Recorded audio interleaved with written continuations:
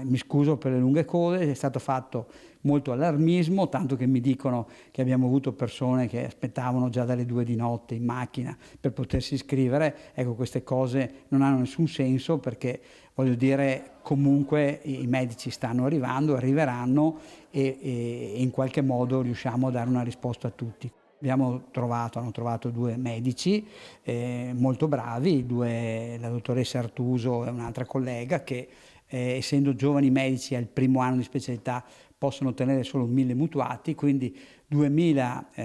persone sono già state attribuite ovviamente a questi nuovi medici che da fine anno potranno passare a 1200, quindi andremo ovviamente a tamponare meglio le cose. Dopo che entro ottobre-novembre dovrebbe arrivare un nuovo medico e quindi in questo caso anche questo potrà prendere 1200 mutuati. Intanto per una quota parte di questi, cioè la differenza dai 2000 ai 3000,